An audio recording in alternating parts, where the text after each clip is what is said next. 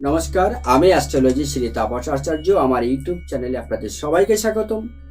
2024 জুলাই মাস তুলা রাশির জাতক বা জাতিকের প্রথমে বলবো, আমাদের কালপুরুষী দাদার সঙ্গে আগে আপনার জানতে হবে, আমাদের যে 12টা সন্তান আছে তার ভিতরে সপ্তম সন্তান আমরা তুলাকে বিচার করে থাকি এবং তুলা হলো সপ্তম পুত্র। এই সপ্তম পুত্রর অধিপতি গ্রহকে শুক্র, এবং এখানে শনিদেব কিন্তু প্রচন্ড পাওয়ারফুল থাকে। তার করে তুলা রাশির জাতক বা জাতিকারা কিন্তু প্রচন্ড ইমোশনাল, আবেগ, গান বাজনা, ছবি আঁকা, বই লেখা, কবিতা আবৃত্তি করা, ফ্যাশন ডিজাইনার, পার্লার আপনাদের জন্য খুব ফেভারিট একটা সাবজেক্ট। যারা সিনেমায়, থিয়েটার, বলিউড, টলিউডে যারা আছেন তারা কিন্তু অধিকাংশ 80% কিন্তু সব তুলা রাশির জাতক বা জাতিকাদের।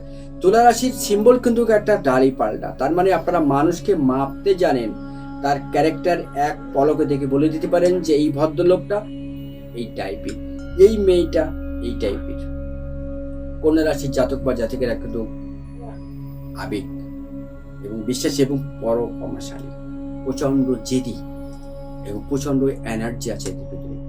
এরা চেষ্টা করলে কিছু করতে পারে, কারণ সপ্তম পুত্র অর্থাৎ সপ্তম প্রদীপ, সপ্তম মনি ঋষি এই তুলা রাশি জাতক বা জাতিকারা। এই সপ্তম মনি ঋষির ভিতরে যত রকম গুণ আছে, বিদ্যা আছে, এনার্জি আছে, সেটা তুলা রাশির ভিতরে আছে। কিন্তু আপনারা মিলিয়ে দেখবেন, আপনারা কোনো কাজে গেলে আপনাকে হারাতে পারবে না।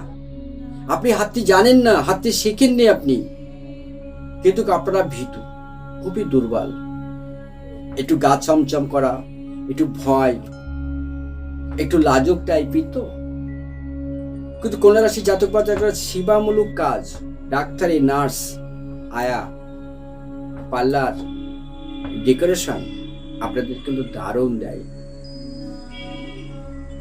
আপনারা জুলাই মাসে কিন্তু প্রচন্ড সফলতার সাথে, খুব সাকসেসের সাথে আপনাদের জীবন কিন্তু অনেকটা এগিয়ে নিয়ে যেতে পারবেন, এটা কিন্তু কনফার্ম।